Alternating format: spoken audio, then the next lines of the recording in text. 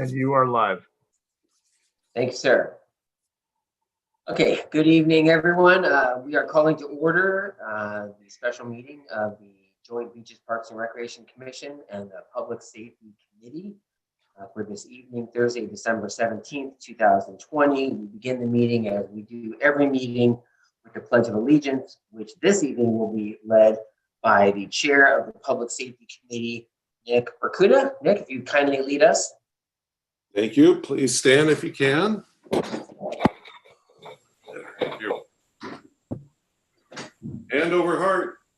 I pledge allegiance to the flag of the United States of America and to the republic for which it stands, one nation under God, indivisible, with liberty and justice for all.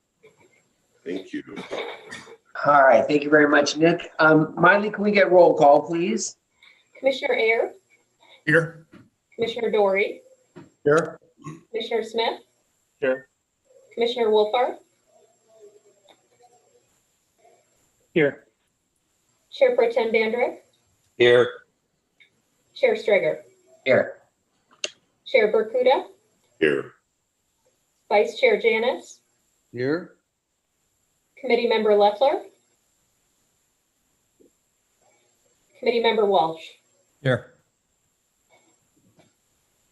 Okay, thank you everyone for making it this evening. As a preface to the meeting, and particularly for the benefit of the commissioners on the BPR, this meeting is for our benefit to elicit information from the Public Safety Committee and from our chief in terms of enforcement issues. These are some of the questions that were raised at the last meeting and will hopefully assist us in reaching a conclusion on the matter that we need to deal with. It is, just for your edification, it is not expected that we are going to vote this evening unless somebody makes a motion, then we'll deal with it, of course, in the traditional rules.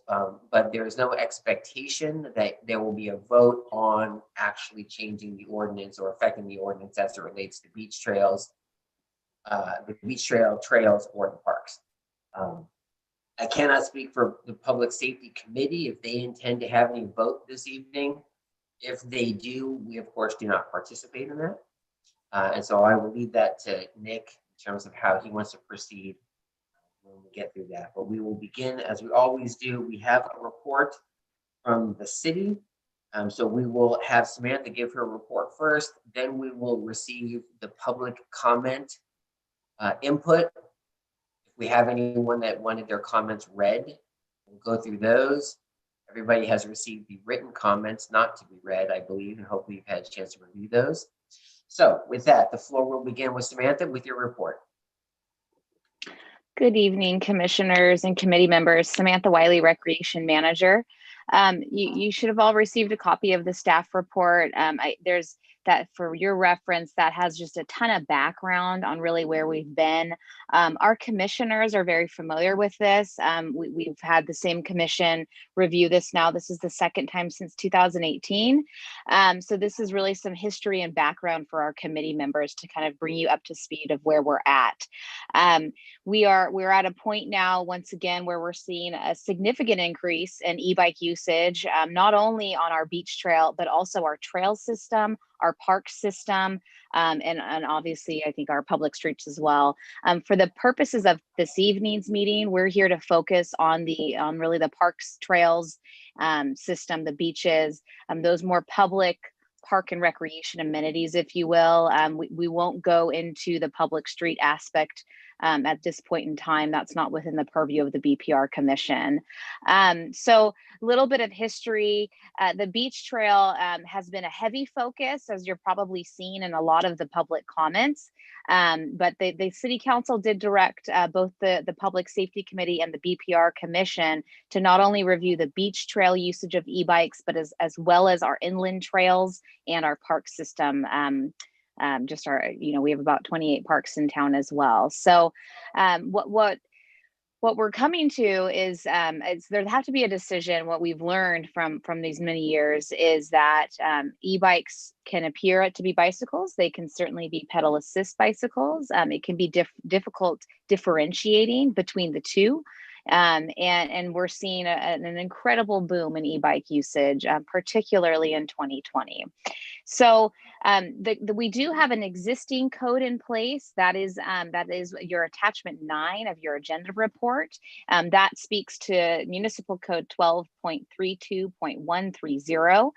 That is the only code in our municipal code as of right now that directly speaks to trail uses, and it's specific to the beach trail because it's actually within our beach use code. So the other as the commission went through last week at their regular meeting, there's really 3 legs to this. There's the beach component, the trail component, and the park component. As it exists today, and the many iterations of where the beach trail usage in e-bikes has landed, it stands today, and I'll kind of summarize it. Class 3 e-bikes are prohibited. That's citywide. That Assembly Bill 1096 that was passed, and again, that's in the front end of your staff report or that memo. Class 3 bikes are prohibited. And that was a definite clear line that the commission and council drew in 2018. It's the class 1 and 2s that have different levels within them that are still permitted.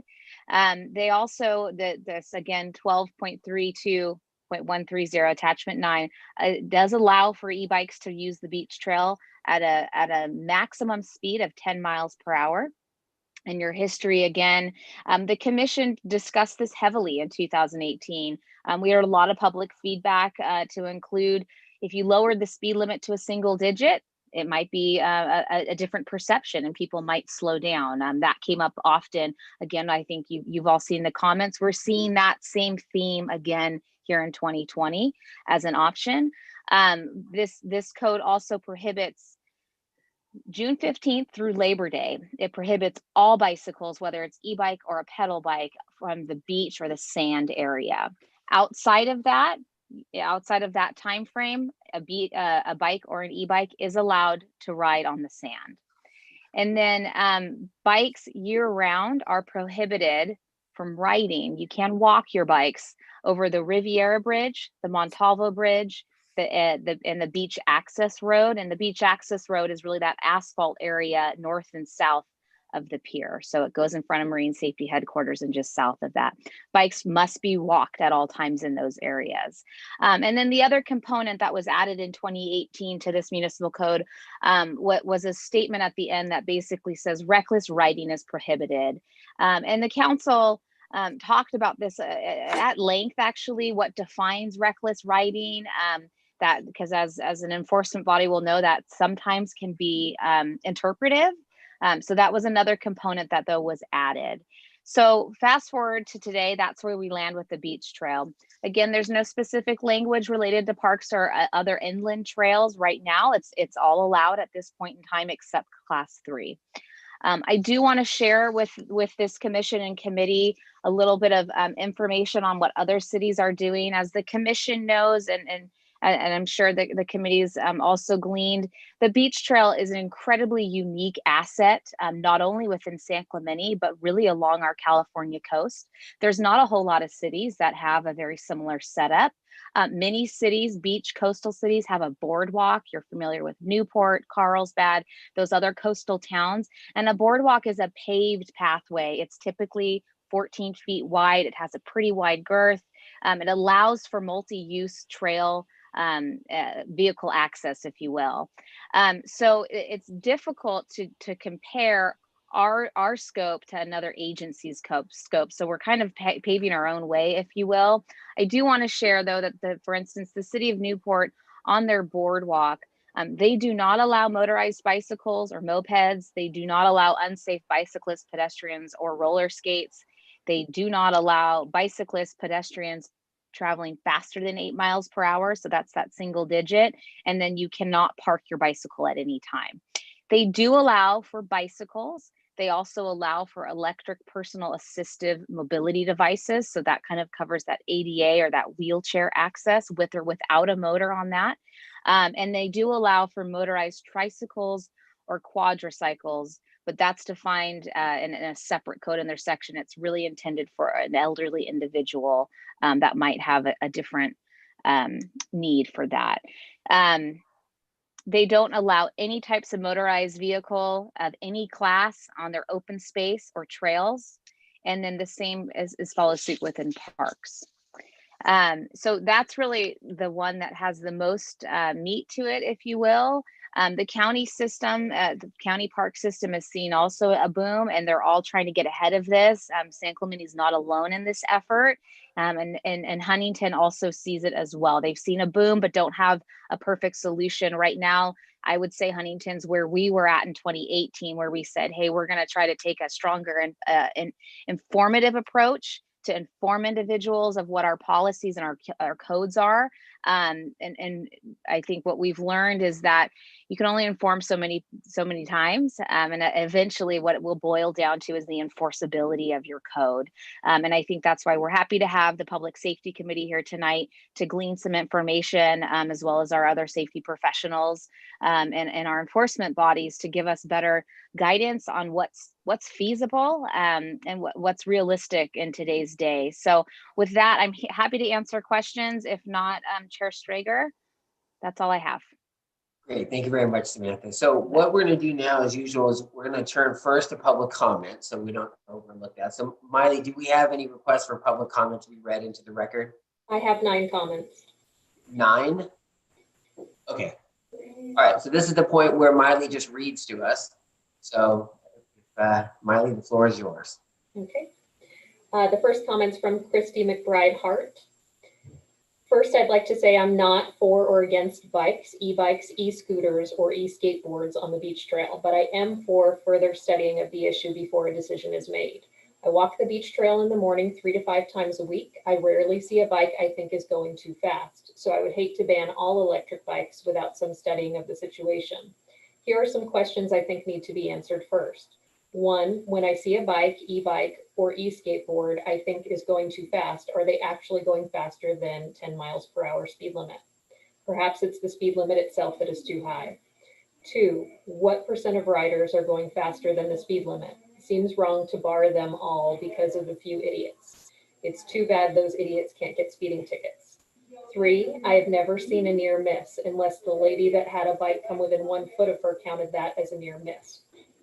How many people have actually been hurt by bikes, etc., on the trail since the trail opened in 2006?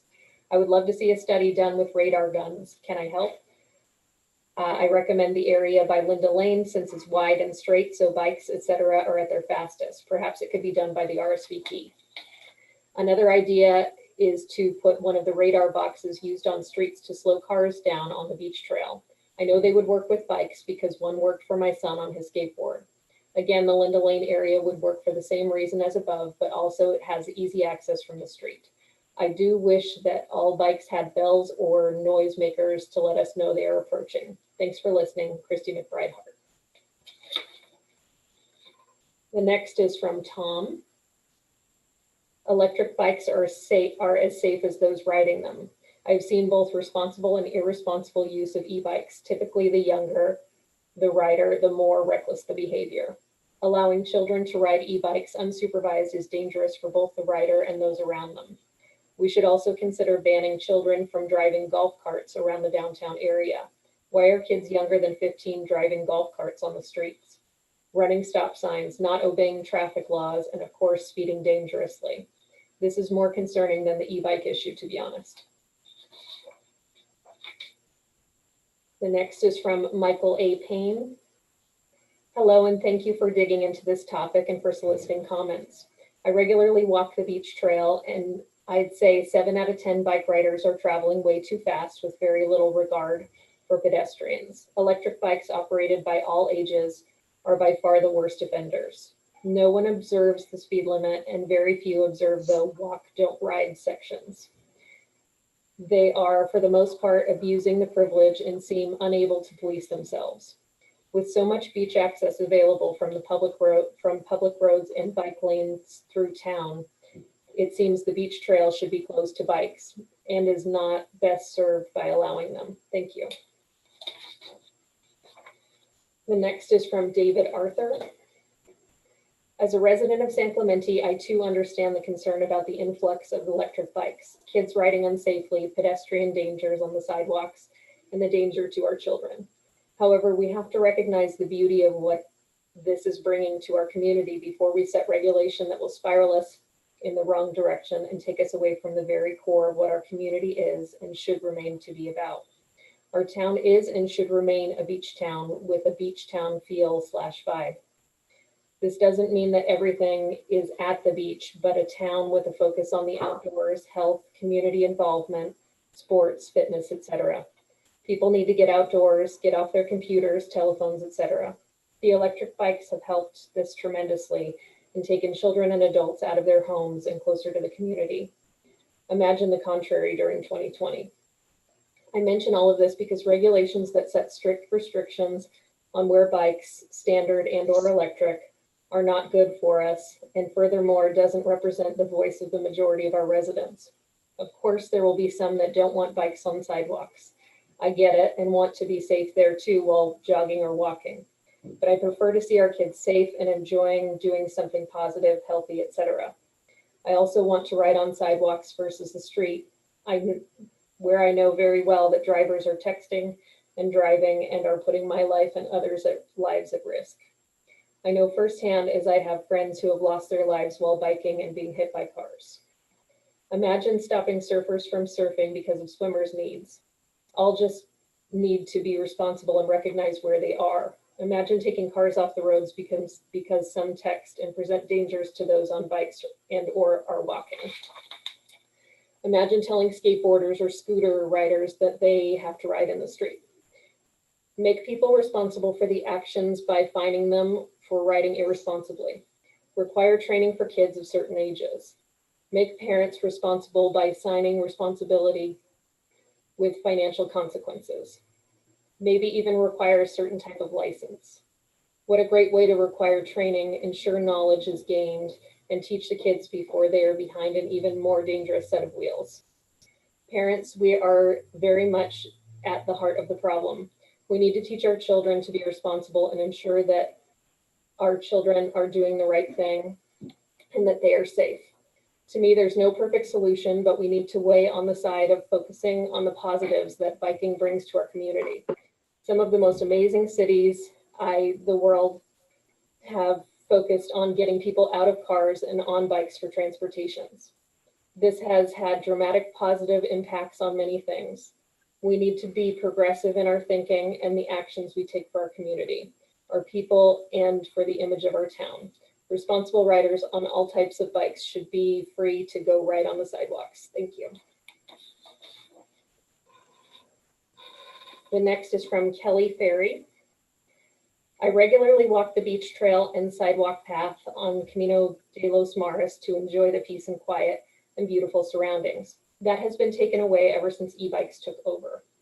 They can't be heard coming from behind. The users don't attempt to slow down when passing or have the courtesy to use basic bike etiquette. We, the pedestrians, have to dodge them moving off sidewalks to avoid getting grazed or hit. I'm appalled that parents allow young children careen all over our city streets and sidewalks just to go to Target. And I don't think young kids realize the consequences of handling the speeds of e-bikes. It's an accident waiting to happen. Sidewalks and pathways are for pedestrians and non-motorized bikes, not motorized vehicles. Put e-bikes on the roads with vehicles and I bet the usage would go down. The next is from Nick.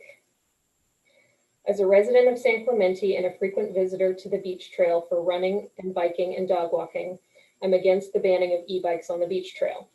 The use of e-bikes frees up parking at the already crowded parking lots to access the beach. Residents of all ages and various ranges of physical ability are able to access all of the beautiful San Clemente beaches with the use of bikes and particularly e-bikes using access points on the beach trail. E-bikes are able to be used under the already posted speed limit, just like regular bikes. Individuals who violate the speed limit or are otherwise reckless can be cited. But to ban the use of e-bikes or bikes in general hurts the residents of San Clemente and makes our beaches less accessible to residents. In addition of more rules and regulations when the current rules can't or won't be enforced seems like a political fix, not a realistic solution to a few disrespectful people. The next is from Ellie Hammergren. I love riding my pedal bike around San Clemente. I like seeing kids get out of their parents' cars and riding their bikes responsibly. I like the 10 miles per hour speed limit on the beach trail. Why can't we just enforce that?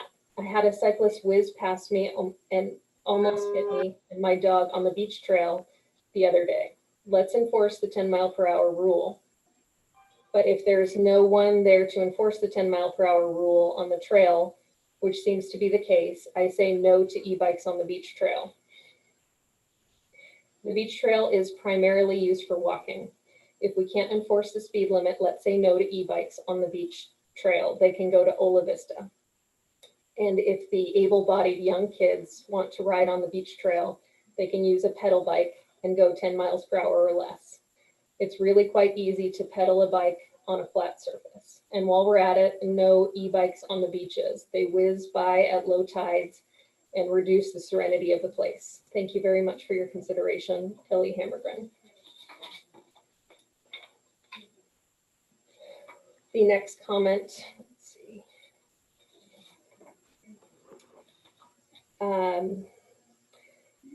Use of any electric and or motorized vehicles on our trails is becoming more and more dangerous as these vehicles have become increasingly more popular in our beach town. My guess is after Christmas, we'll be seeing a greater increase as well. Thank you, Santa. While I think they're very cool and have been considered buying for my son and I cannot ignore the dangers they present, specifically on our local beach trail. I can't speak for the others on the trail as I do not use them regularly. I do walk the beach trail from Riviera to the pier and back almost daily.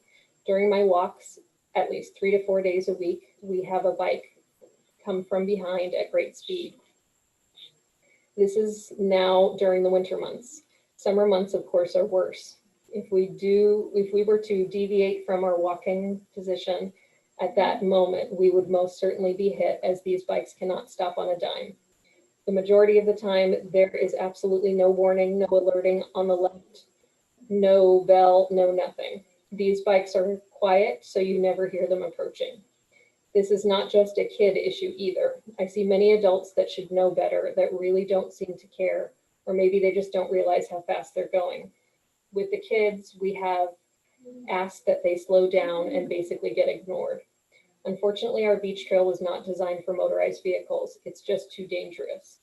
I would love to ask the city, have someone down there enforcing, writing tickets, etc., but it doesn't seem like that is a viable option at this time. The trail is long, so it would most likely take a couple of people to enforce.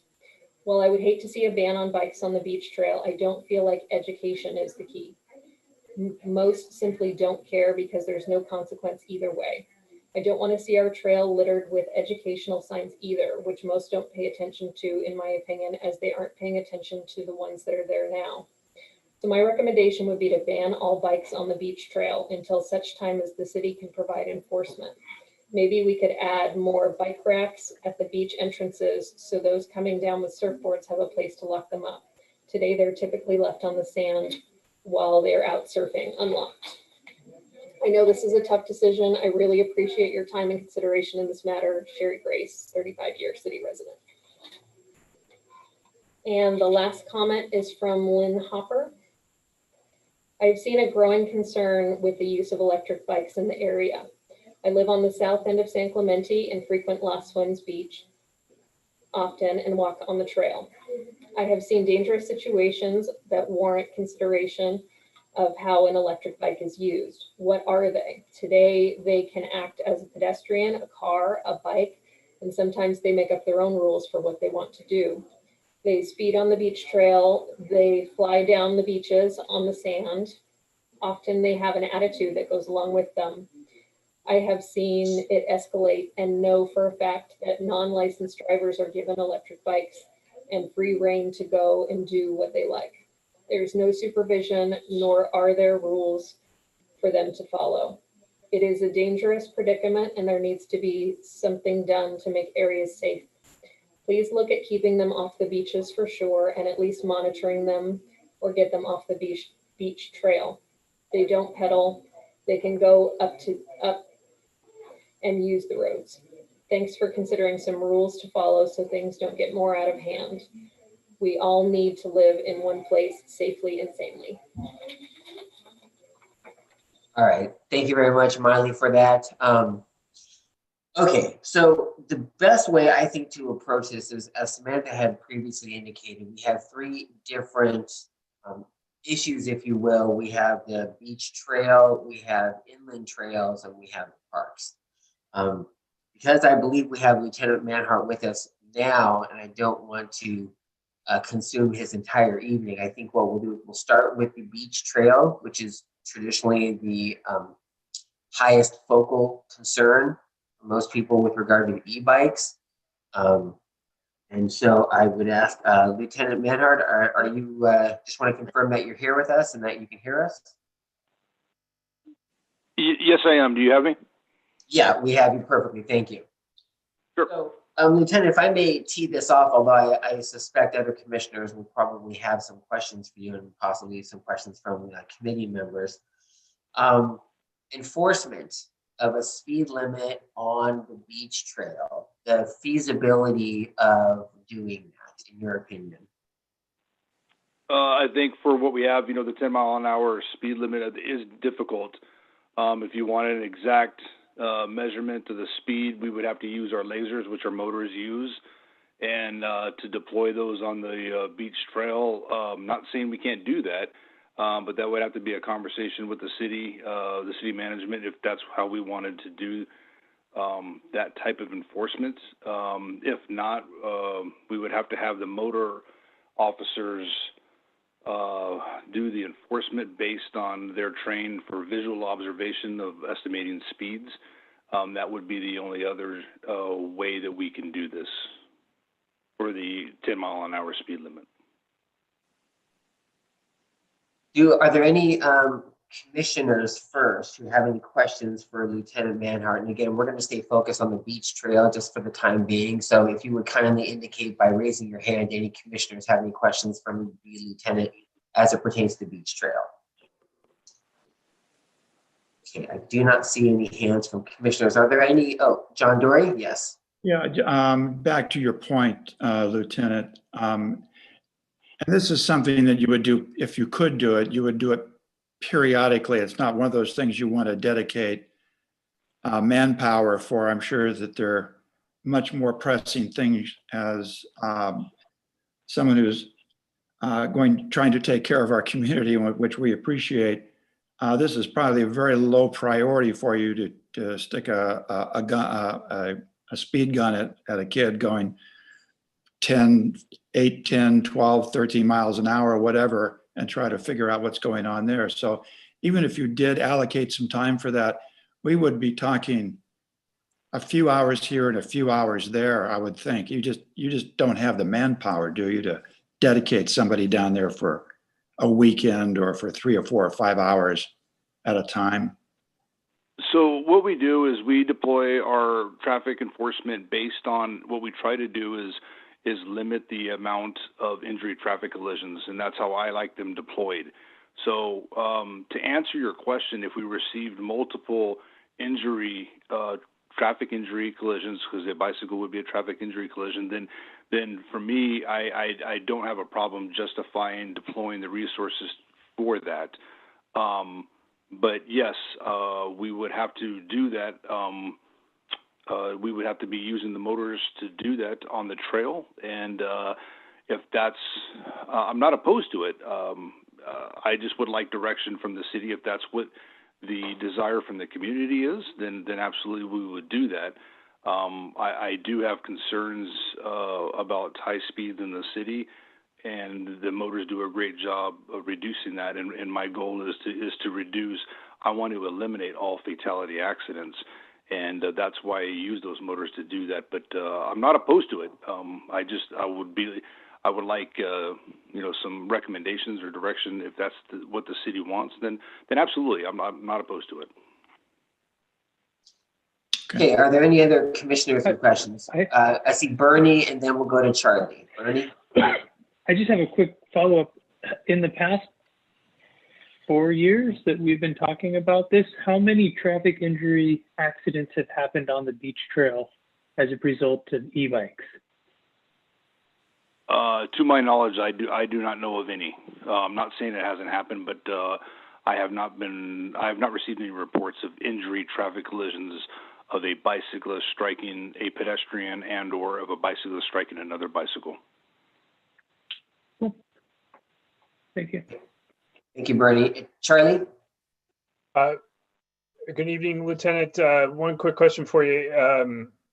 Has there ever been a point in time where any of the deputies have been down on the beach trail to enforce the speed limit? I'm just curious if there's any historical precedent to getting out there and enforcing that law, the 10 mile an hour and under law. During beach patrol, we have deputies that are on the beach and on the trails. And my belief is the presence is enough to deter that type of behavior. But to my knowledge, I do not believe that we have written a speeding ticket for a bicycle in excess of 10 miles an hour on the beach trail. So no, I do not. Okay, I do see a question from Rick from the Public Safety Committee. So Rick, go ahead with your question. Yeah, thanks, Steve. And this is for Chief Manhart again, and just to clarify, and John, I think, hit it right on the head. And I'll make this kind of a two-pronged question, where I think John was being optimistic, hours a day, even if they were directed to do so. It could be minutes a day, because as soon as another pressing matter comes, even for a motor officer, a higher priority call, they would be pulled away. And if Lieutenant Manhart, or I'm sorry, Chief Manhart, if you could speak to that. And then also on the beach patrol, I know because of deployment and practicality of how those guys get paid when we are allowed to deploy them, when you do deploy a beach patrol unit, how many hours a month do you think we actually have deputies actually patrolling the trail? Okay, well, we'll start off with with your first question. You're right. If motors were doing speed enforcement on the beach trail, any traffic-related crimes or accidents that occur in the city, they would respond to that. So they would be pulled periodically to handle those calls. And then as far as we're talking about beach patrol, so beach patrol, we do not have full-time beach patrol staff. Traditionally, what we do is during spring break and during the summer months, we assign deputies. We pull them out of the usual patrol areas and we put them on beach patrol. So to answer your question, depending on what month it is, like right now in January, we do not have any beach patrol. I have changed that because we've had some complaints about issues at T Street, so I am going to deploy resources there to address that, but not until the springtime. And then usually on the springtime, we have maybe a day shift deputy, and then I try to get 2 night shift deputies to work the beach and try to stay after midnight to close it. So usually during the summertime, we should have somebody on the beach most of the time. Thank you, Chief. Steve, I had one too, but when you get a chance. Sorry, John, you don't have video, so we can't see your hand up. John, and then we'll go to Gary. So go ahead, John.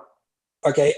Yeah, I like the idea that so far nobody has been seen having accidents down there. I mean, we hear about some close calls and things, but as the chief was saying, that he hasn't heard of any reported accidents down there. Now, if a bicyclist collides with a pedestrian, who would be at fault? Well, I think that determines on the right of way. If the bicyclist was riding on the wrong side of the road or was overtaken, I can't just generically state who would be at fault if a pedestrian stepped in front of the bicyclist. I would have to look at the specific incident and then have my traffic guys take a look and then find the primary collision factor. My understanding on the beach trail, we don't have a dividing line, so therefore, you know, traveling northbound, ideally we need to be on the right side of the road, but that hasn't really been marked, and I don't believe those instructions have been given about how to pass. Traditionally, we always pass on the left, but I'm not sure that those directions are displayed and the entrance to the beach trails. So those might be other issues that we need to address as well. Thank you. Okay, thank you, John. Gary, you had your hand up? Yes, I have two questions. First one for Lieutenant Manhart is, can you tell us the difference between maximum speed and speed limit? Because I believe there's a speed limit signs down on the beach trail. Can you tell us what the differences of those are? So you're talking about the posted speed limit that is on the trail? Yes, versus a maximum speed limit. The maximum speed limit is my understanding is what the city has established. They don't want bicycles exceeding the maximum 10-mile-an-hour speed limit. Right, but the signs at the beach trail state speed limit. Correct. And what was your question? So the question there is, if I'm on a street versus and I see a 35-mile-an-hour speed limit, I can go faster than 35 miles an hour. But if I'm on the freeway and there's a 65-mile-an-hour maximum speed limit, I can't go faster than 65 miles an hour. Can you explain that to the commissioners? They may not be aware of the maximum speed laws and the speed limit laws. So the maximum speed is under no circumstances can you exceed that speed limit. So if it was 65 maximum speed, 66 miles an hour, you would be in violation of the California Vehicle Code. When we have a speed limit, the speed limit, if you get a speeding ticket for driving at an unsafe speed, what it is based on the rules of the road, the daytime, the weather conditions, the traffic conditions. It's deemed at a certain speed that at that speed you're traveling, if it was over the posted speed limit, the deputy that is writing the ticket deems that it was unsafe, and so therefore you get a speeding ticket, which is driving at an unsafe speed. When you go to court, the deputy is going to articulate all of the circumstances surrounding the violation, including providing a traffic survey, why the speed should be what it is. And I'll give you even further, if the posted speed limit was 35 miles an hour, but we had heavy rains, a lot of fog that limited visibility, that you could not see very far at all, traveling at 25 might be unsafe if you can't stop in time. So the posted speed limit, there's kind of variation of what you can and cannot. But max speed is just generic. It's just you cannot exceed that under any circumstances at all. Okay, thank you. Now I have my follow-up question to all this is, are you allowed to estimate a speed in the absence of any type of measuring device, say a radar gun or a odometer, not odometer, but a speedometer on your vehicle? Are you allowed to estimate speeds? So the deputies that are allowed to estimate speeds are those that have been trained and tested in it, and those would be my motor officers.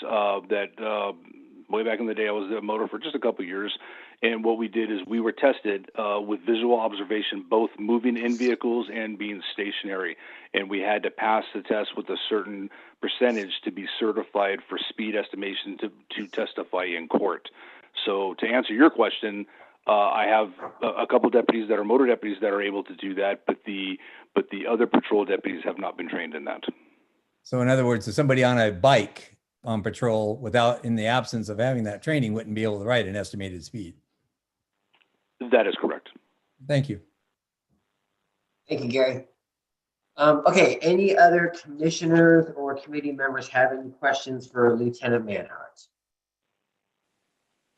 So Lieutenant, I know you're busy. We're going to let you go a little early, but I did want to just ask briefly, because we're going to have a few other topics about use of bikes within the parks and use of bikes on inland trails.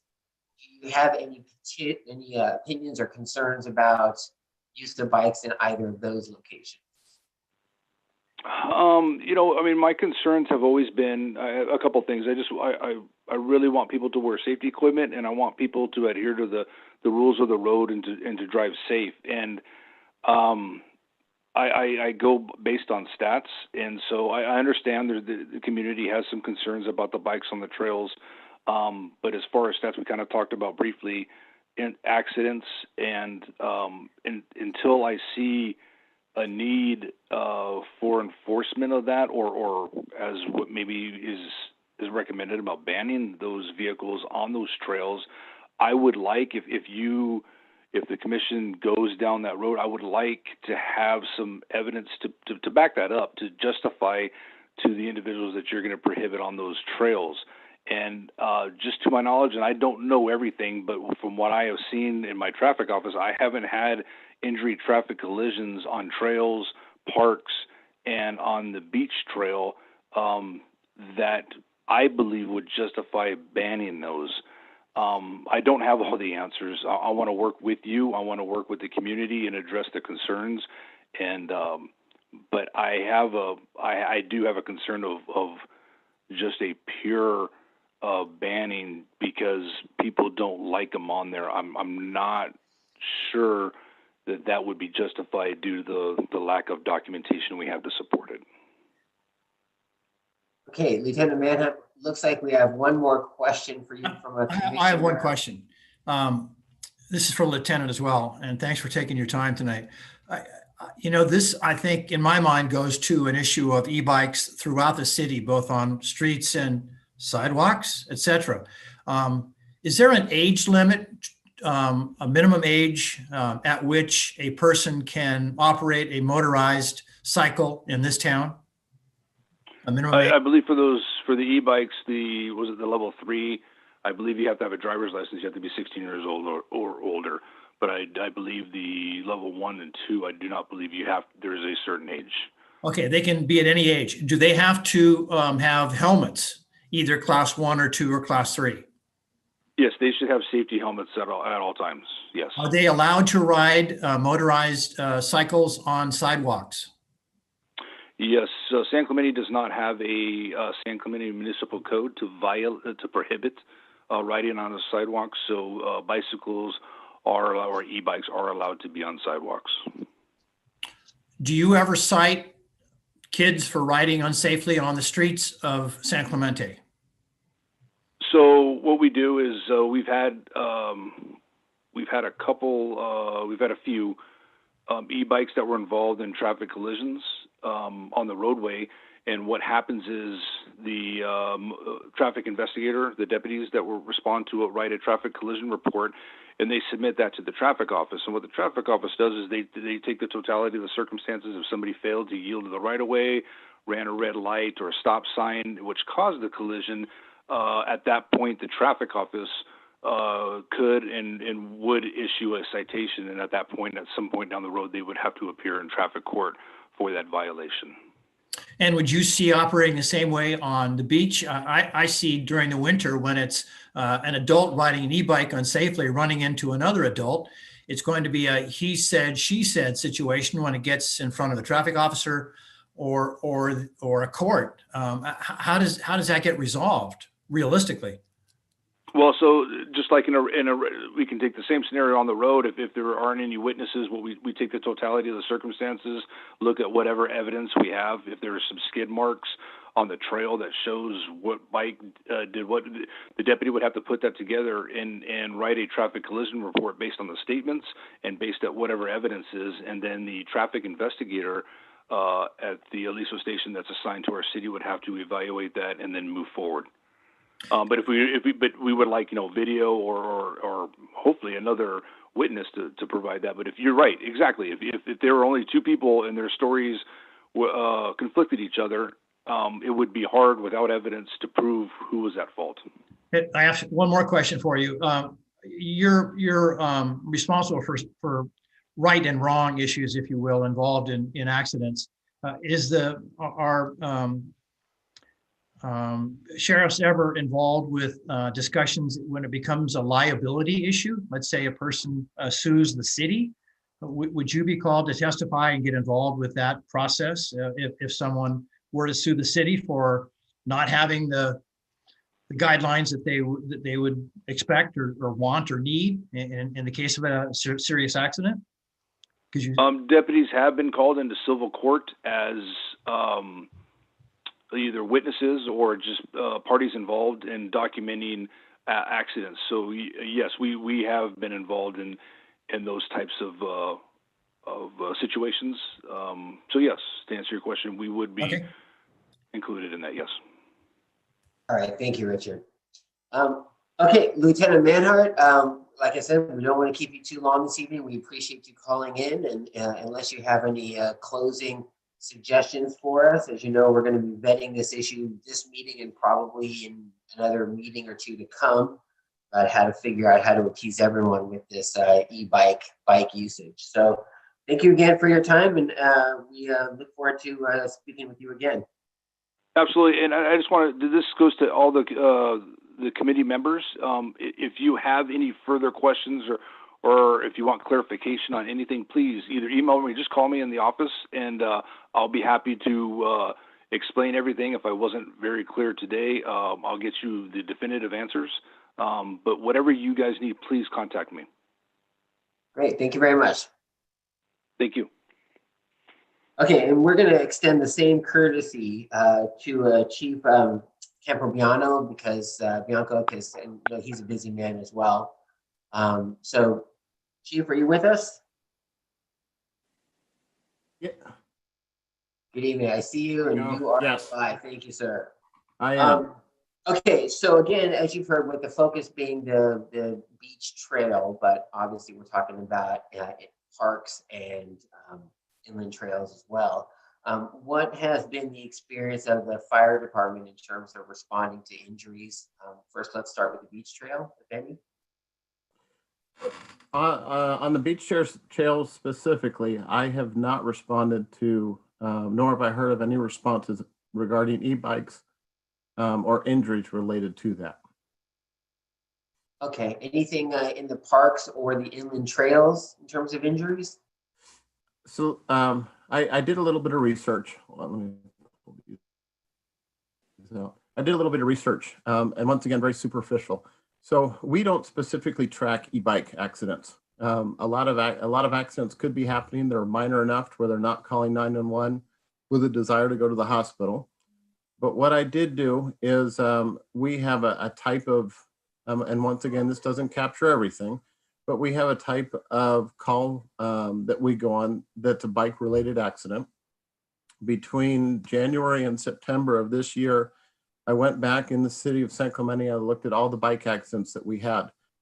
Like I said, we don't specifically track e-bike accidents, but when I looked in the comments of the calls themselves, of the 23 bike accidents that we went on in the city of San Clemente during those 9 months, 2 of them were specifically related to e-bikes.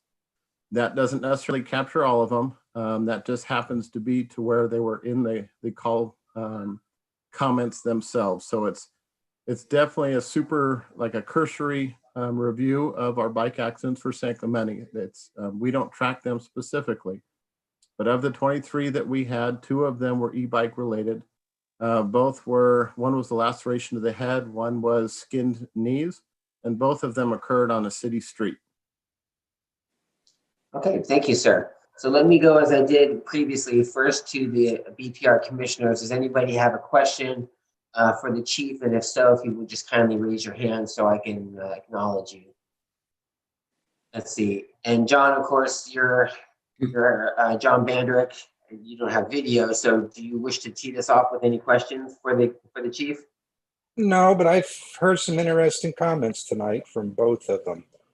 Okay, good. Okay, so back to commissioners with questions for the chief. Do I see any hands from commissioners? John Dory.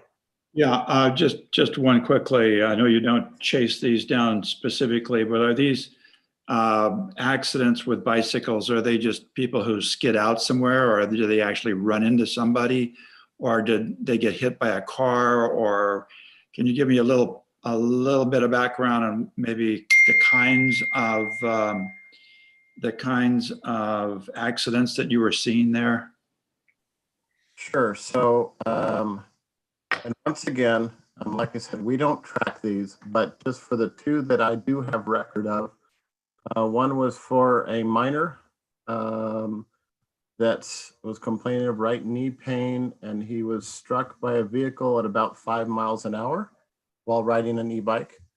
The other was, let's see, it was an adult who was estimated to be going about 20 plus miles an hour, hit a speed bump and flew over the handlebars. And that's the one that had the head laceration. So that's about all the information I have on it. Once again, we don't track them, and I can't guarantee you that those numbers are 100% accurate, but that's about over those 9 months that we were tracking. Thank you. Okay, any other questions for the chief? Scanning, I don't see any hands up from commissioners. What about from committee members? Any questions? Chief, it looks like we're going to let you off a little easier. That was an easy one. I guess it was good going second, huh? I'll come to your meeting any night. Well, before we let you go then, I do want to just remind you also that we're also looking at parks and we're looking at inland trails. So I just want to tie a bow around it and see if you have any input on use of bikes / e-bikes on inland trails and or in the parks. I really don't have any professional input. I haven't had a lot of experience with seeing the bikes on the trails, so I don't have anything else to add to the conversation. Okay. Well, with that, and I don't see anybody else. Oh, we almost let you out, and then Charlie threw his hand up. It's always somebody right before you leave. Chief, Charlie, in relation to off the beach trail topic for a moment here, just to follow on to Chair Striger's comment there. You mentioned you don't have any professional opinion about it, but in general perception, personal perception, your thoughts about the safety of e-bikes on those types of trails in the parks away from the beach trail. Do you have any thoughts? And if you don't, that's fine. I'm just curious. I think just the common sense approach, not necessarily a professional opinion. People get injured on bikes all the time. It's not an uncommon accident we go to, both with children and with adults. I have not seen a big increase with the e-bikes as far as accidents that make it up to the level of people calling 911 and needing to go to the hospital.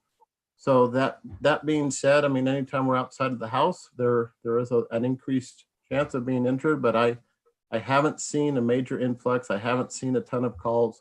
But I'll be very clear. We do go on a lot of bike accidents where people fall and we come and help them up. So it's not uncommon, but nothing specific with e-bikes. And once again, we're not specifically tracking them either. I did make contact with a couple of our medic units and asked if they've been seeing an influx of accidents, if bike accidents have increased with e-bikes, and I didn't get any response. All of our medic units have said maybe one, maybe two, so it kind of fell in line with the stats that I found. So I don't have a specific concern regarding the e-bikes, but then again, I'm not out on your beach trails, and I haven't been out there experiencing some of these close calls a lot of your residents have been concerned about. Sorry, and just to ask one more time, just to make sure I'm clear that the two e-bike accidents that you mentioned, both of those were on city streets. Neither one of them were in parks or in inland trails. The two of them that I have found were both on city streets, yes. Thank you. Okay, great, Chief. Well, thank you very much for your time. We appreciate, as always, your hard work, and perhaps we'll see you again at another one of these meetings. All right, thank you. And with me also, if anybody has any questions, feel free to call me at any time. But have a good night. Thanks, sir.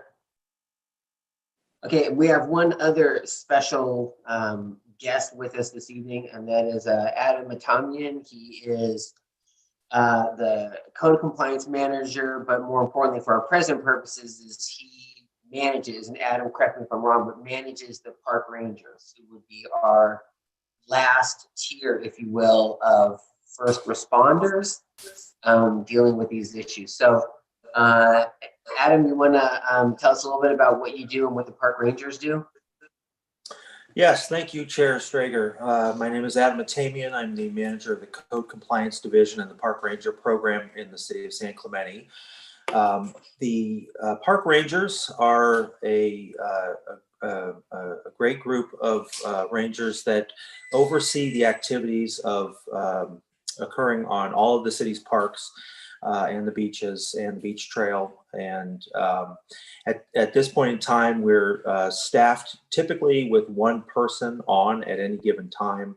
Sometimes we double up, especially at nights, to deal with things like we close down restrooms on the west side of the freeway.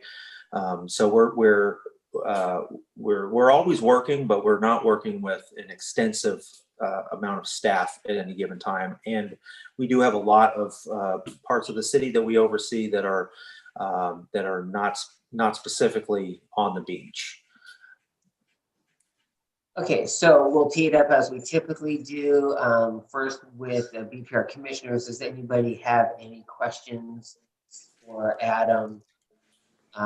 Commissioners first. I don't see any hands, but I see Rick went up right away. So let's just go to Rick.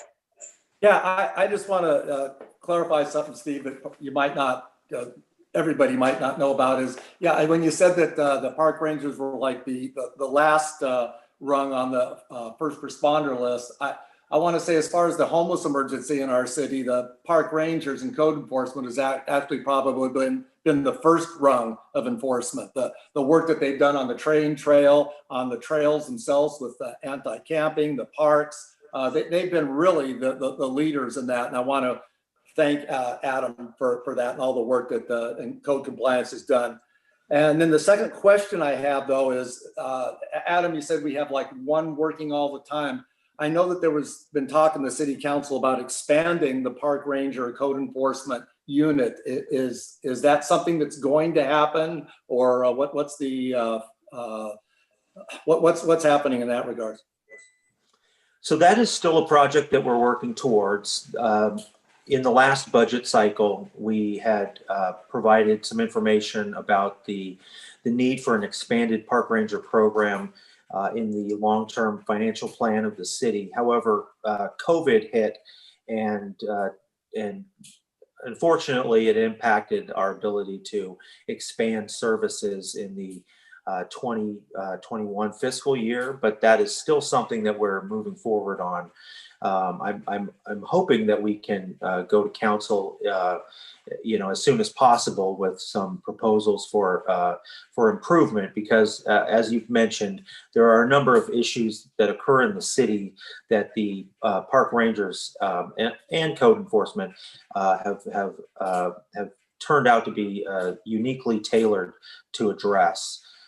So for those issues and many others, we are still planning to move forward with an expanded program, both in the scope of what the individual rangers are able to do, but also the training and the certifications necessary to take on those additional duties. Thank you, sir. Yes, Charlie. Thank you for being here with us. Hey, a couple questions. One is, has there been any activity with the park rangers down on the beach trail or the parks or the inland trails? Are you speaking generally or just about e-bikes? Yeah, in respect of, with respect to e-bikes, generally. So the park rangers are spend a good amount of their time down at the beach and at the pier and along the beach trail. Our abilities at this point and the resources that we have, our interaction with e-bike riders as well as other bicyclists is typically limited to telling people to walk their bike at the certain areas where they're not allowed to be ridden. But as far as identifying unsafe riders or people over the speed limit, that's just not something that we have the capacity to address at this time. However, furthermore, though, we have not been involved in any major events involving e-bikes on the beach trail, inland trails, or the parks. So just to follow on to that, so then you're saying that your incidence of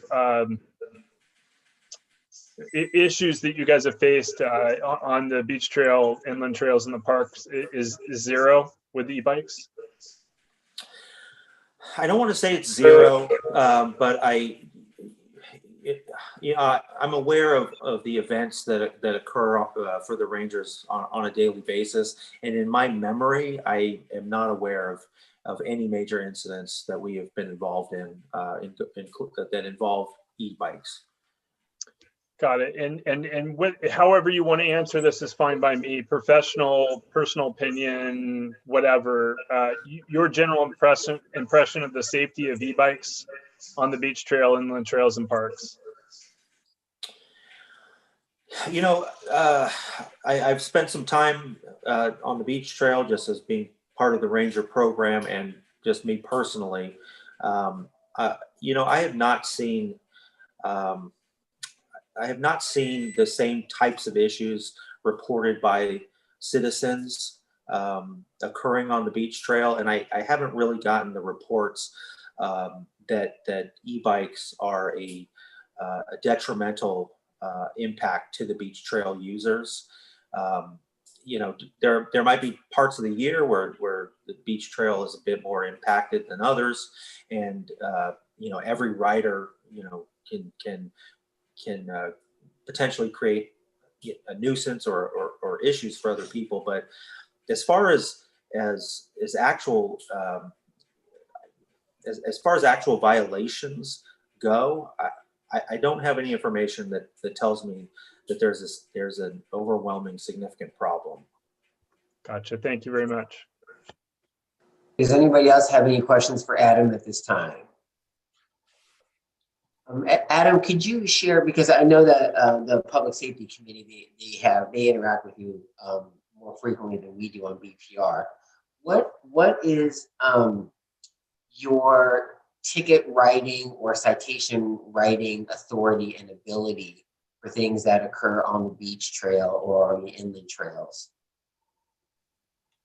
So right now, aside from some of our newest hires, the park rangers are all able to write parking tickets. The next step up from that is an administrative citation, which we have about 3 rangers right now that can write citations of that magnitude, and 1 ranger is trained in writing misdemeanor citations. All of the violations related to e-bike operations would most likely be addressed with an administrative citation. Does anybody else have any questions for Adam? Okay, well, Adam, I guess you're going to be hanging out with us anyway. I will, yes. Adam, I was just going to ask a question. Sorry. Charlie, go ahead. Didn't know if I was going to ask Samantha or not, but if someone were to be cited as going over 10 miles an hour on one of the beach trail or the inland trail or the parks, what type of violation is that? Is that a misdemeanor? Is that administrative? What is that?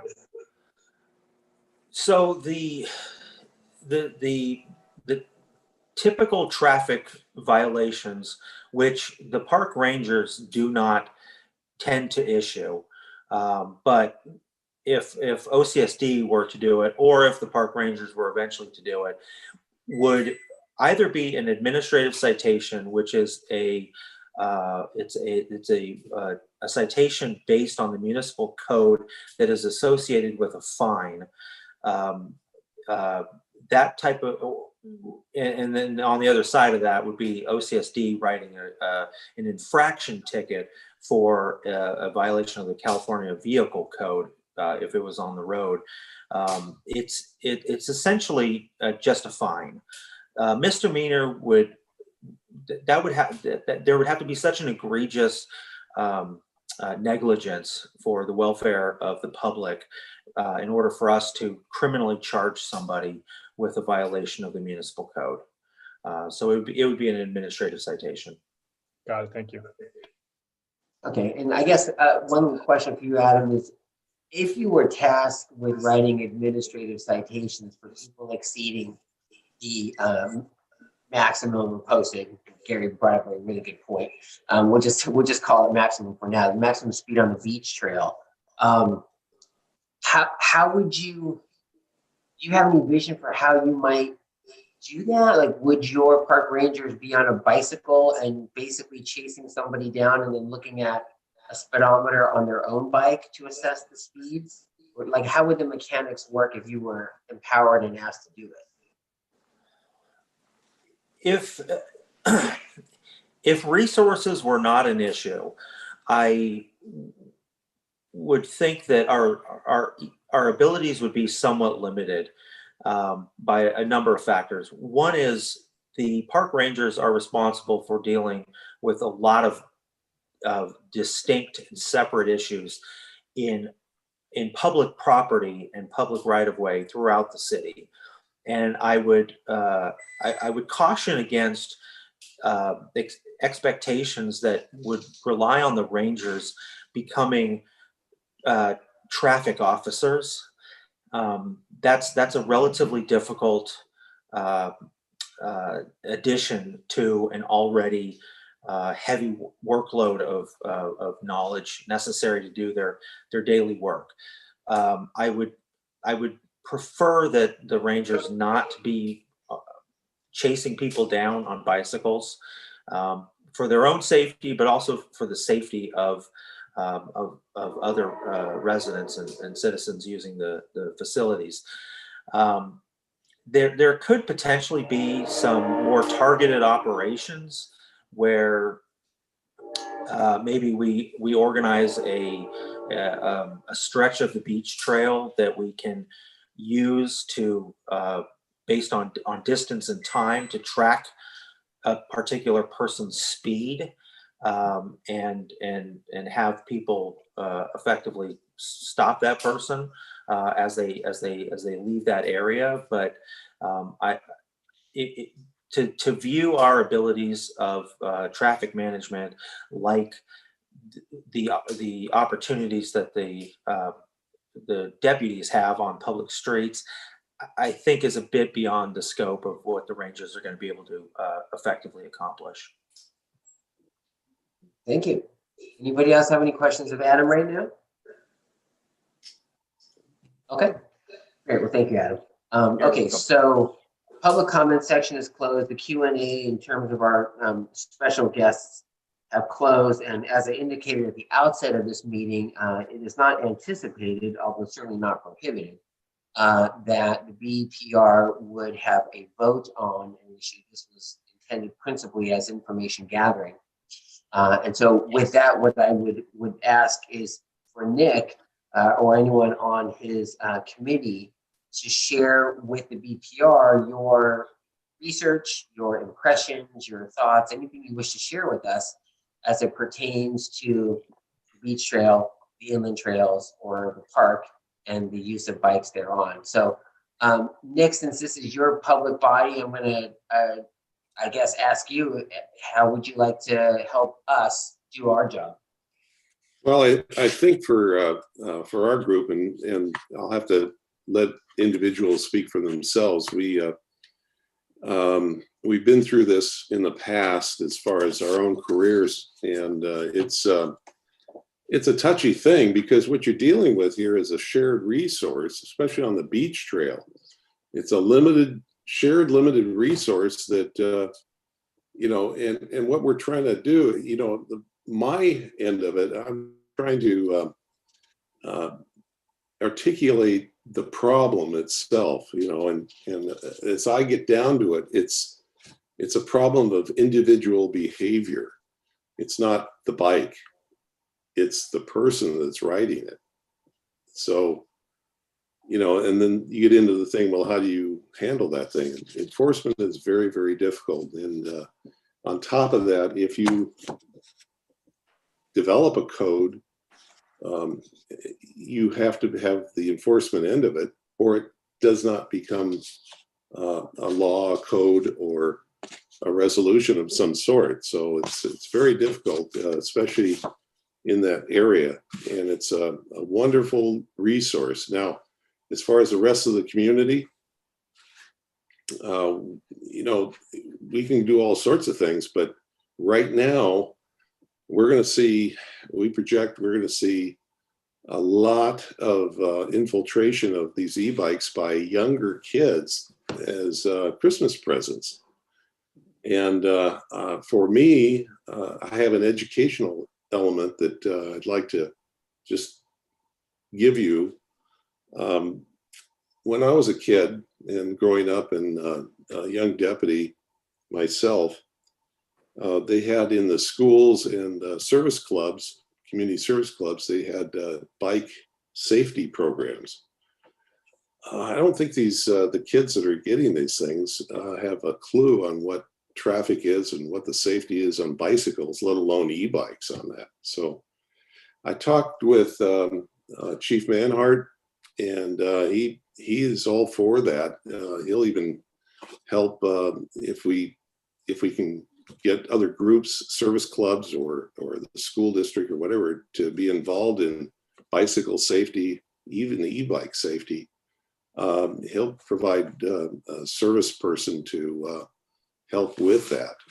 But like I said, it's individual behaviors that we're involved with. It's not necessarily the equipment. That's mine. And I'll see if any of my committee members have something to say. Joe? I think you're muted, Joe. Yeah, okay. You know, Richard hit on liability a little bit. So I have a question for the commission. Since have been tasked with this issue and the council is going to make a decision on this, and we decide to stay status quo or whatever we do, and then we do have an incident on the beach, does that open the city up for more liability because we didn't address the issue? I'm going to let Samantha tackle that if she wants. Samantha, do you want that one? I will do my best to tackle it. I think that's probably a question for our risk manager. I don't know. I actually don't know the answer to that. I don't know if Adam has input on that, but I don't think so. We're tasked with providing the safest environment within reasonable accommodation to that. So I think we're covered in that sense. Adam, do you have a stab at that answer? There's a difference between what members of the public will sue the city for and what the city is actually liable for.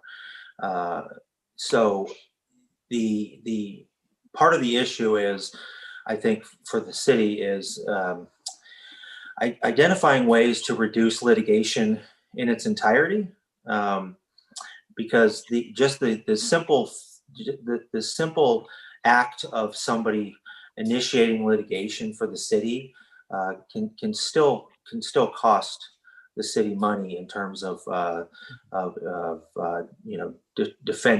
initially defending a lawsuit, even if it's frivolous. So I don't know in terms of accidents on the beach trail how much liability the city would actually have, but has the city attorney commented on this yet? Has the city attorney commented on this?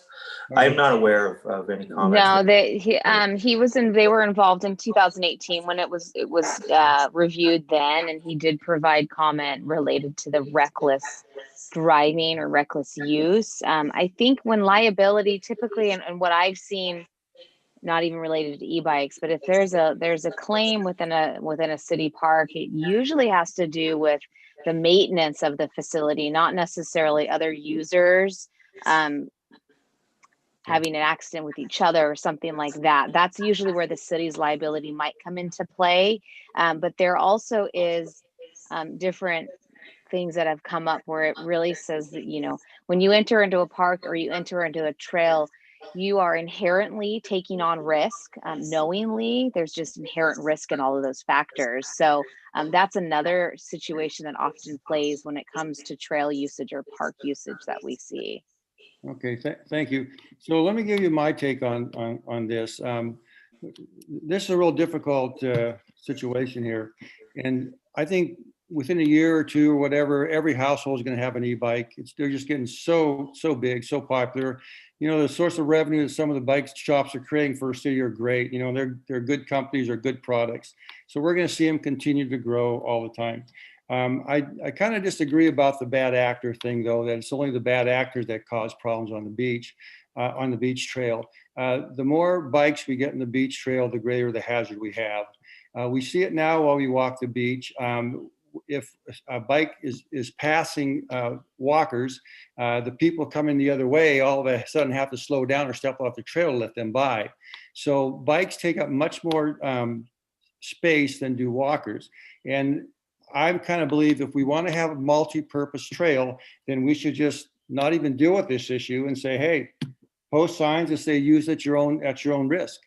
But if we decide that we're going to try to monitor it and, you know, monitor the hours used, the speeds, walking a bike versus riding the bike, it's a battle that we can't even enforce. There's no manpower to do it. There's no way to tell how fast people are going. And I understand that a lot of people, you know, think it's an easier way to get down to the beach. Well, before we had e-bikes, we all enjoyed our beaches. We all went to our beaches. So it's technology is growing. And if we don't make some decision on this, in a year or two, that trail is going to be overrun with e-bikes. I see it now on different surf breaks. There's 10 or 20 bikes around the lifeguard towers. And if that's okay with everyone, then it's okay with me. But I would pretty much be remiss if I say that it's safe to have e-bikes on that trail, even if they are following the laws, because the more people that use that, the more unsafe it becomes. So if we want to wait for some accidents to occur, I guess we could do that. But I think it really needs to be to decide, do we really want to have e-bikes on that trail? I don't think it was designed for that. It's not big enough. But those are my thoughts. Thank you, Joe. Rick. Yeah, I'll just kind of riff on this just a little bit. The first part of it's going to be kind of almost as a concerned citizen. I listened to your guys' last meeting, and I got to say that you, Steve, John, Charlie, Bernie, all made really good points, and the discussion was really, really good. I thought you covered all the topics. And I was a few minutes late coming onto this, so Samantha Wiley might have hit on this. I heard her speaking just as I came on, and just looking at it as somebody goes down on the trail, the environment there, a lot of the trail is nice and wide, and you've got a straight on view, and it's really easy to kind of avoid any issues, whether it be an e-bike or a double stroller or whatever. You can kind of work around that. There are some parts of that trail that are very narrow, and the environment doesn't lend hardly for 3 people walking on it coming in different directions, let alone bikes or runners or regular bikes, e-bikes, whatever. So I think that's a consideration.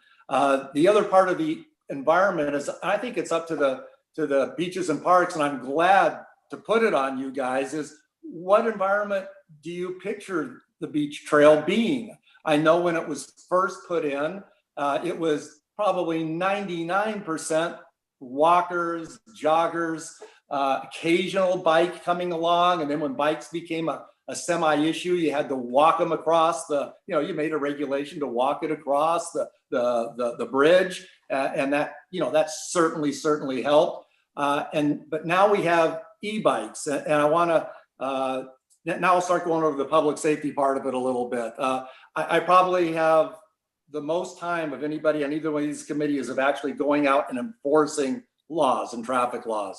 So I do agree with Joe. Yes, probably,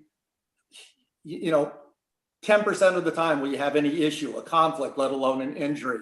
But it's not just bad players or people with bad attitudes. When you've got 9-year-olds who can go 20 miles an hour on basically a motorcycle, he might not be a bad kid. He's just a kid, you know. But that's what the rules are as far as e-bikes in general. So you touch on the speed limit. That's really, really important. I will tell you from an enforcement issue, the Orange County Sheriff's Department, and this is not a hit on Chief Manhart because we've had this conversation. They are not going to be able to enforce whatever rules you put in as far as speed limits go and that. And it's because of deployment. We pay for a very few number of sheriffs. I came from a huge department in Los Angeles. If we had this issue, they'd deploy 20 of us and we'd go down there and we'd hit it heavy and we would enforce it. And then you'd start having more voluntary compliance. We don't have that here. As soon as you send a motor officer down there, and 90% of the time they could go down there and they don't even see somebody. They're going to go inland and start hitting tickets the way they're supposed to. You know, if they do see something, I'm sure they'd be happy to deal with it. But the odds of them coming upon an issue that would be active enforcement is very, very small. I was compelled by the fact that we do have a beach patrol. We are budgeted for that. We do get them out on their e-bikes. So the summer thing, I think we have a better chance of doing some enforcement with OCSD. So I know you guys hit on this also. It's interesting to think about maybe a calendar enforcement kind of thing, which I think we might have the most chance of being effective in that way. So that's something you guys ought to think about. But the main thing I go back to is the environment. What beaches and parks see this trail as being? And, you know, just the fact that there haven't been accidents doesn't mean that there can't be. I mean, with regular bikes or walkers, you're bumping into each other, no big deal. Somebody gets distracted on an e-bike and is texting or whatever, runs into somebody, even if they're going 10 miles an hour on a 50-pound bike is not good. And it's not, like I say, even a point of view of bad people, but let's take, for instance, you go down and sit on the beach. You got your family down there and there's 3 or 4 families around and everything is good. And all of a sudden a group of 20 or 30 individuals come down and they stomp on your towel and they knock your stuff over. They flip you off, they do whatever and sit 10 feet away from you. Have they broken any laws? No, not really. But does it make the environment of the beach a nice place to go? Not for the people just sitting enjoying the beach. So it is a complicated issue. It really, really is. And I feel for people on both sides. I'd be happy to argue this, you know, both sides of this just as effectively as I know all you guys could too. But I think it's the vision of the beaches and parks of how they want to see this beach trail, and the fact that enforcement, while it might be limited effectively, like I say, during certain times of the year when we do have some manpower that could dedicate itself, I think that's intriguing. But otherwise, you know, if you're thinking about enforcing this year-round effectively, you're not going to be able to do it. And in that case, you might as well just put up more signs, hope for voluntary compliance, and see what happens. And that's kind of my take on this issue. Thank you, Rick. Okay, the last person that we haven't yet heard from, Gary, we're going to close it up with you. Okay, great. Thank you. My take is that in one aspect, I think this is a solution looking for a problem to happen. As you heard from the lieutenant, the chief, from the OCFD, and from Adam, there really hasn't been incidents. So, but that doesn't mean that there isn't a potential. And I would suggest that perhaps a survey is done that examines how many bikes do we have actually on the trail, how many pedestrians, you know, near misses, all this kind of stuff that get reported. Maybe somehow do some kind of survey to actually see what our potential is. I can tell you, in the absence of data indicating that there really is an issue, I'm inclined to think that perhaps that we should just go with what's already existing in law. And that's the fact that type 3 bikes, the type 3 electric bikes, are already banned from the trail. That's easy to enforce. There's no speed limit to do or anything like that. the park rangers can simply do that and write them in as a municipal code violation. So that's an easy one to spot. My experience down there on the beach trail, actually, I have type 3 bikes. I don't ride them down there because I don't think it's safe. But but my experience is that most of the electric bikes I see down there on the trail are the type 3. And so that's an easy violation. And I think if between the park rangers and the sheriffs going down there and just writing citations for people riding type 3 bikes on the bike trail, I think the word gets out pretty quick. Hey, don't ride your electric bike down the bike trail. So that's just kind of my take on it. And I did think about some of the narrow areas that were talked about, and some of them are on bridges, and there's nothing you're gonna be able to do about that. But some of the other ones that I've seen where they're kind of narrow, it seems to me like it's an easement, and it's just a matter of coming in and removing bushes, and you can widen the trail at some of those spots. That's just my take. Thank you, Gary. I said you had the last word. Looks like Rick wants it. Yeah, just real quick, and this is to Gary's point specifically. I like the idea of widening the beach trail where it's, could be just some sand to beach. I had this conversation with Ed Manhart just recently. Number one, you say don't have type 3 on there. There's nobody on there to enforce that anyway. So that's all voluntary compliance. And number two, even if you had 16 police officers stationed down there every 100 feet, there is nothing that differentiates a type 3 e-bike. It's not painted red. It doesn't have any stickers on it. And please, I ask you, if this is a consideration, contact Lieutenant Manhart and have him verify this with you. They will not stop a bike just to check if it's a type 3 bike. And they won't do that on the street. They won't do it anywhere. You have no probable cause to do that unless there's already a current violation and you stop it. So that's just from a point of enforcement. And please, again, if you don't believe that, contact Lieutenant Manhart. But until they start painting those things zebra striped for type 3, that's kind of a non-issue on this. Rick, I just wanted to let you know that you can pretty much tell the difference. One, all my type 3 bikes have a sticker on them that says, this is a type 3 bike. Every one of them does. But all the other side of that is that all your fat tire bikes, those are type 3. So all your big, heavy framed bikes, those are all type 3. Can assure you.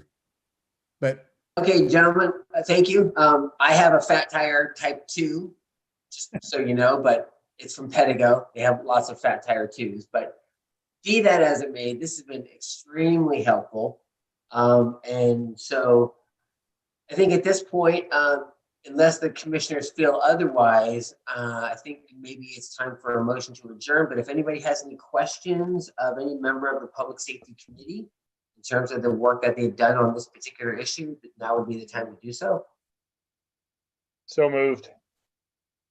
Yeah, I was going to say, I'd like to thank all the guys here, but I'll move to adjourn. But okay, so Public Safety Committee, we thank you tremendously for your time tonight and for your input.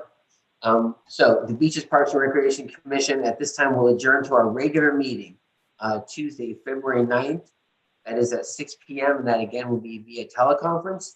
And Nick, I don't know if you wish to adjourn at this time or if you have any work that you guys need to do. Right. Well, we're going to adjourn, but I wanted to say thank you for allowing us to come in jointly. It was a great idea that the city council said, hey, let's move this ahead and get these guys together. Thank you. Richard, do you have a question? Before we adjourn, when is our deadline? I asked this last time and I wasn't quite clear on this. What's the timetable in terms of our making a recommendation to city council? Or do we have one? We do. City council really wants to see this as soon as possible. But obviously it was really important that these groups came together and we had this really good conversation this evening. So I think the intention from here is that the Beaches, Parks and Recreation Commission will reconvene at its regular meeting, which would be in February, because we are on every other month now. and there could be a recommendation from there. That would then, we would take the comments that the public safety committee members provided, the feedback, that would all be considered. And then ultimately, we would seek to go to council probably, I guess, in early March at this point, unless I get direction otherwise from the city manager that they need to see it sooner, in which case I would work with Chair Strager to land on a date potentially for a special meeting. But that would be the timeline at this point. Is it too late to make a motion tonight, Steve? No, it is not too late to make a motion. I just want to illuminate for you some of the concerns that sometimes arise when you make motions at special meetings, because there are members of the public constituents who anticipate our regular meetings on our regular days, and they send in comments accordingly, and they kind of have that time frame in mind. A special meeting that's noticed on less than 2 weeks sometimes doesn't generate enough notice for people. And so what might happen is we do something tonight, we get to city council, and the first response is, this was taken up as a special meeting on short notice during the holidays. We didn't have a chance to get our comments in, and then it gets sent back to us. And then because we're on an alternating month schedule, we don't deal with it until April. So we're going to wait now based on putting the content of this meeting online and waiting for public comments, and then not doing anything until February, at which point it won't go to city council until March. Unless someone makes a motion tonight on this topic, and then we can ask for public comment based on a motion and a second if it were put forth. Well, what we could do, I'm taking a look at my calendar right now. So as you know, this every other month thing is a little bit newer for us. So ordinarily we didn't have these time gaps. Our regular meeting would be January 12th if we were meeting the next month. So I guess I would look to Samantha. What if we specially adjourn to January 12th? That would give the public enough time to send in comments based upon what occurred tonight. And then we would at least have a full circle basis for making a recommendation. I heard loud and clear Rick's comment that every family that's had a windfall this year is going to buy their 8-year-old, their 12-year-old, and a 14-year-old an e-bike, and it's a great windfall for the bike manufacturers. But the trail is going to be overrun by January 3rd. Much come decisions by the city council in March or April or May. The horses left the barn by that point. That's why my inclination is to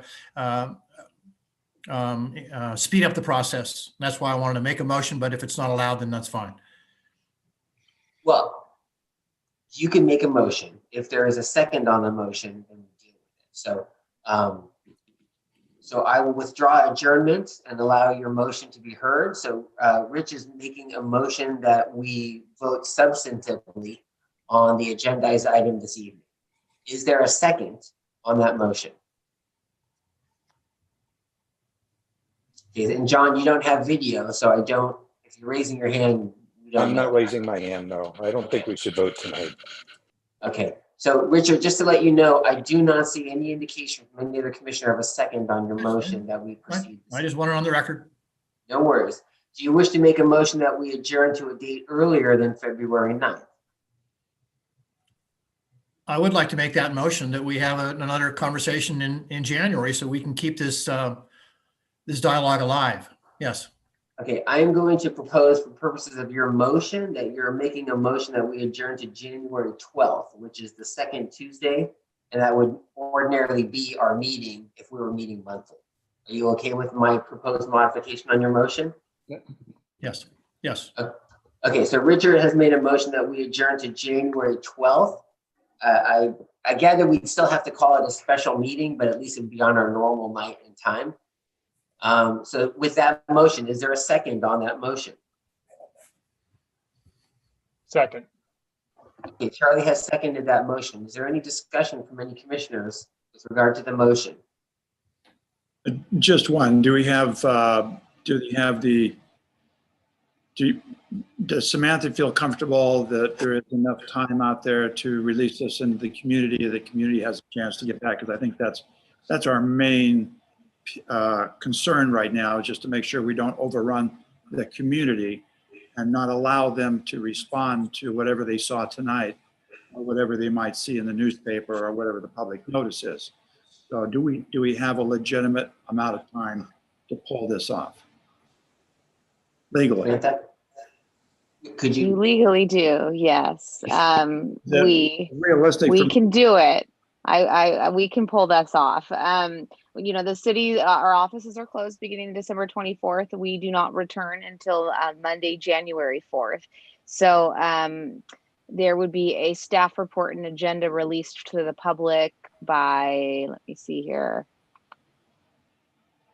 January 7th is when the agenda would be released. So I have no issues doing that. I can, if you hold a meeting in January, we can get to council by beginning of February. okay, is there any further discussion on the motion? Okay, all in favor of adjourning to January 12th at 6 o'clock for a Zoom meeting? And to clarify, Samantha, that would be a special meeting? Would we call that a special meeting? It would be, because yeah, you guys are every other month, so yes, it would be a special meeting. Okay, so there's a motion, there's a second. Any further discussion on that motion? Okay, all in favor of adjourning to January 12th at 6 o'clock, please indicate by raising your hand so that we can see it on the screen. Okay, it looks like Charlie, it looks like Richard, Bernie, John Bandrick, are you in favor of the motion? No. Okay, and neither am I, but the motion does pass 4-2. And so then we will adjourn to January 12th at 6 o'clock. Samantha, thank you for your cooperation in getting us that report. We'll see you on the 12th. So for that, the BPR is adjourned. And Nick, I don't know if you want to adjourn at this time. We'll stick around, or if you have things to do, we can disappear. Merry Christmas, everyone. I think we're good. Okay. The Public Safety Committee needs to adjourn to the meeting, to a meeting on January 26th at 2 p.m. I'd like to make that motion. Second here. A second. All right. Well, I like the raising of hands. Let's try that. Do that. Gary, you up or down? Gary? Oh, okay. Got it. Okay. All right. That looks like 4-0. It passes. Thank you all very much. Good night, gentlemen. Thank you, teachers and parks. Good luck. Good night. Thank you. All righty.